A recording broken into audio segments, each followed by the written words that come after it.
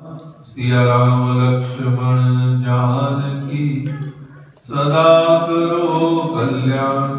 सियावर राम जय जय राम मेरे प्रभु राम जय जय राम।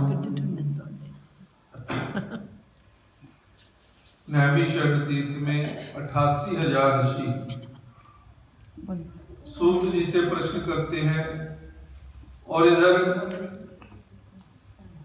मां पार्वती जी भगवान शंकर से पूछती हैं और उधर जाकर के आगे बढ़ते बढ़ते भगवान कृष्ण से युधिष्ठिर ने पूछा कि जो माघ मास के कृष्ण पक्ष की चतुर्थी तिथि आती है इसमें क्या किया जाता है, कौन से गणेश भगवान की पूजा होती है, कैसे की जाती है, इस सब का वर्णन मुझे बतलाइए। तो सबसे पहले पार्वती जी ने भगवान शंकर से पूछा तो भगवान शंकर ने कहा कि माघ महीने में गणेश भगवान की पूजा करनी चाहिए। इस दिन कौन से गणेश भगवान की पूजा होती है, भालचंद्र नाम के 12 नाम है गणेश भगवान के। समुगश्चे गतंतश्चे कपिलो गजकर्णकः लंबोदरश्च विकटो विघ्ननाशो विनायकः धूम्रकेतुर गणाध्यक्ष भालचंद्र गजानन। भालचंद्र जो है अंतिम से एक पहला है, भालचंद्र फिर अंत में गजानन। जो अगला व्रत आएगा वो गजानन भगवान का होगा। गणेश जी के ये 13 नाम है। 12 साल में व्रत भी 13 ही आते हैं। 12 महीने होते हैं लेकिन 13 व्रत आते हैं, एक मल मास का भी आता है। तो ये नाम है। इस जो आज जो व्रत है वो भालचंद्र गणेश जी का व्रत है। इनका विधि पूर्वक अभिषेक और पूजन करना चाहिए षोडशोपचार से। फिर इस दिन तिल के 10 लड्डू बनाने चाहिए। 5 लड्डू भगवान गणेश को चढ़ाने चाहिए और 5 लड्डू ब्राह्मण को देने चाहिए, लेकिन मेरे लिए आप लाए 5 यानी कि 10 यहाँ पर और फिर उसके बाद 10 लड्डू आपने खुद खाने। वो भी यहीं पर लिखा है, मैं अपने से नहीं बना रहा। भक्ति पूर्वक 5 लड्डू भगवान को चढ़ाने चाहिए, तिल के लड्डू। मुखार में से निकल के सब अच्छे। तो ब्राह्मण की पूजा करें, फिर उसे 5 लड्डू ब्राह्मण को दें और दक्षिणा भी साथ में लाएगा सर। दक्षिणा भी देनी चाहिए और फिर उसके बाद तिल के 10 लड्डू स्वयं आहार करें, यानी कि 5 और 5 तो इधर चढ़ा दिए, फिर वही 10 लड्डू आपने भी खाने, यानी कि टोटल 20 लड्डू आपने बनाने कुल मिलाकर। इस संबंध में कहने लगे, मैं आपको एक वृत्तांत सुनाता हूं राजा हरिश्चंद्र का। सतयुग में हरिश्चंद्र नाम का एक प्रतापी राजा हुए। वे अपने धर्म को मानने वाले, उसका पालन करने वाले, सत्यनिष्ठ ब्राह्मणों का पूजन आदि करने वाले। उनके शासन काल में अधर्म नाम की कोई वस्तु नहीं थी। उनके राज्य में कोई भी दरिद्र, दुखी, अपाहिज या कोई भी कष्ट वाला नहीं था, क्योंकि वो सब प्रजा को संतान की भांति पालते थे। सभी लोग आदि व्याधि से रहित दीर्घायु होते थे। उन्हीं के राज्य में एक ऋषि शर्मा नामक तपस्वी ब्राह्मण रहते। एक पुत्र की प्राप्ति के बाद ही वो स्वर्गवास हो गए। पुत्र का भरण पोषण करने के लिए उनकी पत्नी भिक्षा मांगती थी और उसी ब्राह्मणी ने माघ मास की संकट चतुर्थी का ये व्रत भी किया था। वह पतिव्रता ब्राह्मणी गोबर के गणेश जी की प्रतिमा बना करके सदैव उनका पूजन करती रहती। हे पार्वती, भिक्षाटन के द्वारा ही उसने पूर्वोक्त रीति से तिल के 10 लड्डू बनाए। जो भिक्षा में यानी कि धन मिला, उसी से उसने तिल के 10 लड्डू बनाए। इसी बीच उसका पुत्र गणेश जी की मूर्ति को गले में बांध करके अपनी स्वेच्छा से खेलने को चला गया। माँ इधर गणेश जी की पूजा के लिए सामान एकत्रित कर लड्डू बना रही है, और उधर बेटा बच्चा जो था वो गणेश जी की मूर्ति को गले में धारण करके निकल गया खेलने। छोटा था तो बाहर निकल गया। तब एक नर पिशाच कुम्हार ने उस ब्राह्मणी के 5 वर्षीय बालक को जबरन पकड़ा और अपने आवा में छोड़ दिया, ताकि उसकी मिट्टी के बर्तन जो है वो पक जाए। यानी कि जहां पर मिट्टी के बर्तन वो पकाता था कुम्हार, उसी में आवे में उसने उस बच्चे को छोड़ दिया कि अग्नि जलेगी और मेरे बर्तन पक जाएंगे। इधर उसकी माता अपने बच्चों को ढूंढने लगी, इधर ढूंढा उधर ढूंढा, बहुत व्याकुल हो गई। वह ब्राह्मणी विलाप करती करती गणेश जी की प्रार्थना करने लगी, हे गणेश भगवान, मेरा बच्चा कहां पर चला गया? आपकी मैं पूजा की तैयारी कर रही थी, कृपया करके मेरा बच्चा लौटा दीजिए, मुझ पर कृपा कीजिए। विशाल शरीर वाले हे सूर्यनारायण की लाली के सदृश कांति वाले, हे सुंदर जटा समूह को धारण करने वाले, आप मेरी रक्षा कीजिए, मैं बहुत दुखी हूँ। हे गजानन, हे 4 भुजाधारी, मस्तक पर चंद्रमा को धारण करने वाले, हे विनायक, हे अनाथों के नाथ, हे वरदायक, मैं प्रिय पुत्र के वियोग में व्यथित हूँ, आप मेरी रक्षा कीजिए। ब्राह्मणी ने इस प्रकार आधी रात तक विलाप करती रही और भगवान से प्रार्थना करती रही।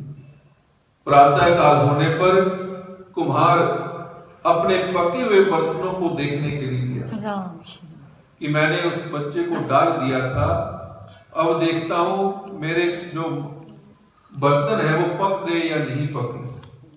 प्रातः काल हुई देखने के लिए गया, लेकिन उसे आप जैसे ही उसने वो दरवाजा खोला, आपका क्या देखा? जांघ तक पानी भरा हुआ है, और उससे भी अधिक आश्चर्य उसे तब हुआ जब उसमें बैठे हुए एक बालक को खेलते हुए उसने देखा। ऐसी अद्भुत घटना देखकर वह भयवश कांपने लगा, और इस बात की सूचना उसने सोचा मैं दरबार में जाकर के दे ही दूं। यानी कि जिस अग्नि पर उसने बालक को छोड़ा था, प्रातः काल हुई तो उस वहां पर अग्नि की जगह क्या था? पानी भरा हुआ था घुटनों तक, घुटनों से भी ऊपर तक, और बालक वहां पर खेल रहा था। इतना देख करके कांपने लग पड़ा और राजा के दरबार में चला गया। और क्या कहता है?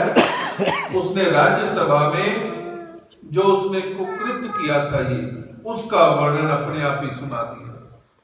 यानी कि गलती तो हुई, लेकिन उसको मारने के लिए भी वो भी राजा के दरबार में चला गया। कुम्हार ने कहा, हे महाबाहु, हे प्रज्वलित अग्नि के समान तेजवान, हे महाराज हरिश्चंद्र, मैं अपने दुष्कर्म के लिए वध के योग्य हूं। जो मैंने कर्म किया है, आप मुझे मृत्यु दंड दे दो।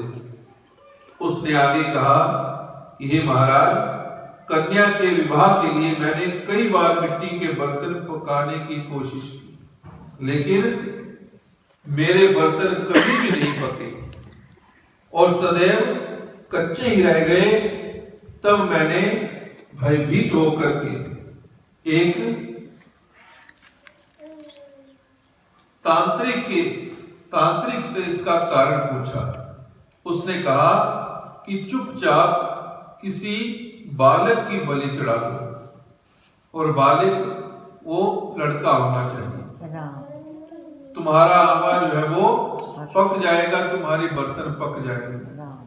यानी कि एक तांत्रिक के कहने पर उसने ऐसा किया और कहा, मैंने सोचा कि मैं किसके बालक की बलि दूं।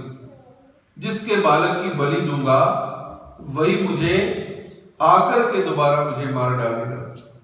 इसी वजह से हे महाराज, मैंने दृढ़ निश्चय किया कि मैं इसे ही बैठा करके आग में लगा देता हूं। मैंने अपनी पत्नी से परामर्श किया कि ऋषि शर्मा ब्राह्मण जो है वो तो मृत्यु को प्राप्त हो चुका, उसकी विधवा पत्नी भीख मांगकर गुजारा करती है, तो वह लड़के को लेकर के क्या करेगी। मैं यदि उसके पुत्र को बलि दे दूं तो मेरे बर्तन पक जाएंगे। मैं इस जघन्य कर्म को करके रात में निश्चिंत होकर के सो गया। एक तांत्रिक के कहने पर ऐसा मैंने किया। प्रातः जब मैंने आवा खोल करके देखा तो क्या देखता हूं कि उस लड़के को मैं जिस स्थिति में बैठा करके गया था वह उसी तरह निर्भय भाव से बैठा है और उसमें जांघ भर पानी भरा हुआ है। इस भयावह दृश्य से मैं कांप उठा और इसकी सूचना देने के लिए आपके पास आया। यानी कि अपराध भी किया और फिर मारने के लिए भी चला गया और ये भी कह दिया उसने कि मुझे मृत्यु दंड दे दो। लेकिन आजकल करें तो फिर वो इतने ही झूठ बोलता है व्यक्ति कि मुझे ये ऐसा दंड ना मिले। लेकिन पहले क्या था कि अगर कोई बुरा कर्म शुभ हो गया है तो उसकी गलती वो मान लेते थे। तो राजा ने जब कुम्हार की ये बात सुनी तो वो भी बहुत विस्मित हुए और उस लड़के को देखने के लिए बालक को प्रसन्नता पूर्वक वहां पर जब पहुंचे तो बालक उसी तरह से प्रसन्नता पूर्वक खेल रहा था। मंत्री से राजा ने कहा कि ये क्या बात है, ये किसका लड़का है, इस बात का पता लगाओ और इस आवे में जांघ भर जल कहां से आया, इसमें कमल के फूल कहां से खिल गए, इस दरिद्र कुम्हार के आवे में वैदुर मणि के समान हरी हरी दुर्वा भी कहां से आ गई। बालक को ना तो आग की जलन हुई और ना ही इसे भूख प्यास लगी। यह आवे में भी वैसा ही खेल रहा है मानो अपने घर में खेल रहा हो। राजा इस तरह की बात कह ही रहे थे कि वहां ब्राह्मणी बिलखती हुई आ पहुंची। वह कुम्हार को कोसने लगी। जिस प्रकार गाय अपने बच्चे को देख करके रंभाती है, ठीक वही अवस्था उस बुढ़िया मां की थी। वह बुढ़िया बालक को गोद में लेकर के प्यार करने लगी और कांपती हुई राजा के सामने बैठ गई। राजा हरिश्चंद्र ने पूछा, हे ब्राह्मणी, इस बालक को ना जलने का क्या कारण है? क्या तुम कोई जादू टोना जानती हो या तुमने कोई धर्माचरण किया है जिसके कारण बच्चे को आज तक नहीं आए?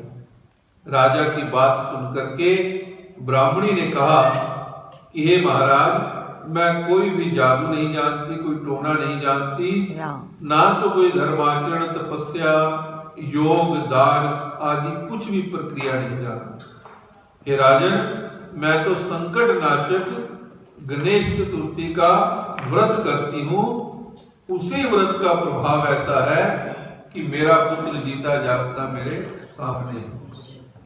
ब्राह्मणी की बात सुन करके राजा ने कहा कि मेरे राज्य की संपूर्ण जनता इस संकट नाशक गणेश चतुर्थी का व्रत करे, इसमें मेरी पूर्ण सम्मति है। राजा ने उसकी परिक्रमा करते हुए कहा कि हे पतिव्रते, तू धन्य है। राजा ने संपूर्ण प्रभावशाली ये व्रत है, श्रद्धा भाव से जो करता है वो फिर उसकी कामना पूरी होती है। राजा ने आदेश दिया कि सभी लोग इसको व्रत को करेंगे और प्रत्येक मास को गणेश चतुर्थी का व्रत सभी लोग करने लगे। इस व्रत के प्रभाव से ब्राह्मणी ने अपने पुत्र के जीवन को पुनः पाया था। इतना कहने के बाद श्री कृष्ण ने कहा कि हे युधिष्ठिर, आप भी सर्वोत्तम व्रत को कीजिए। इस व्रत के प्रभाव से आपकी सभी कामनाएं पूर्ण होंगी। आप मित्रों, पुत्रों और पौत्रों को सुख देने वाले साम्राज्य को प्राप्त करेंगे। हे महाराज, जो लोग इस व्रत को करेंगे उन्हें पूर्ण सफलता मिलेगी। भगवान कृष्ण की बात से युधिष्ठिर बहुत ही प्रसन्न हुए और माघ कृष्ण पक्ष गणेश चतुर्थी का व्रत करके निष्कंटक राज्य को भोगने लगे। बोले श्री गणेश जी महाराज की जय। इति श्री माघ मासे गणेश चतुर्थी व्रत कथायां समाप्तम। बोले श्री गणेश जी भगवान की जय। तो इस प्रकार गणेश जी का व्रत जिसने किया उसकी सब मनोकामनाएं पूरी हुई। खासकर मित्र हो, पुत्र हो, पौत्र हो, संतान को कोई भी कष्ट हो, उस कष्ट को नाश करने वाले ये व्रत है गणेश चतुर्थी व्रत। संकट नाशक इसीलिए कहा जाता है। गणेश भगवान गजानन गणेश भगवान का पूजन होता है, लेकिन इसीलिए इसे संकट चौथ कहा जाता है कि संकट को नाश करने वाली ये व्रत। इस व्रत को जिस भाव से आपने सभी ने रखा, भगवान गणेश आप खुद उस भाव को पूर्ण करेंगे। बोले श्री गणेश जी महाराज की जय। अब अपनी अपनी ज्योत आप हाथ में ले लीजिए और भगवान गणेश महाराज जी का ध्यान और उनकी सब मिल करके आरती करेंगे। जय गणेश जय गणेश जय गणेश देवा, माता जकी पार्वती पिता महादेवा। जय गणेश जय गणेश जय गणेश देवा, माता जकी पार्वती पिता महादेवा। एक दंत दयावंत चार भुजाधारी, एक दंत दयावंत चार भुजाधारी, मस्तक संदूर सोहे मुसे की सवारी, मस्तक संदूर सोहे मुसे की सवारी। जय गणेश जय गणेश जय गणेश देवा, माता जकी पार्वती पिता महादेवा। जय गणेश जय गणेश जय गणेश देवा, माता जकी पार्वती पिता महादेवा। अंधन को आंख देख गोरीन को काया, अंधन को आंख देख गोरीन को काया। बांझन को पुत्र देख निर्धन को माया, बांझन को पुत्र देख निर्धन को माया। जय गणेश जय गणेश जय गणेश देवा, माता जकी पार्वती पिता महादेवा। जय गणेश जय गणेश जय गणेश देवा, माता जकी पार्वती पिता महादेवा। पान चढ़े फूल चढ़े और चढ़े मेवा, पान चढ़े फूल चढ़े और चढ़े मेवा। लड्डुअन का भोग लगे संत करे सेवा, लड्डुअन का भोग लगे संत करे सेवा। जय गणेश जय गणेश जय गणेश देवा, माता जकी पार्वती पिता महादेवा। जय गणेश जय गणेश जय गणेश देवा, माता जकी पार्वती पिता महादेवा। दीनन की लाज रखो शंभु सुतवारी, दीनन की लाज रखो शंभु सुतवारी। कामना को पूरा करो जाओ बलिहारी, कामना को पूरा करो जाओ बलिहारी। जय गणेश जय गणेश जय गणेश देवा, माता जकी पार्वती पिता महादेवा। जय गणेश जय गणेश जय गणेश देवा, माता जकी पार्वती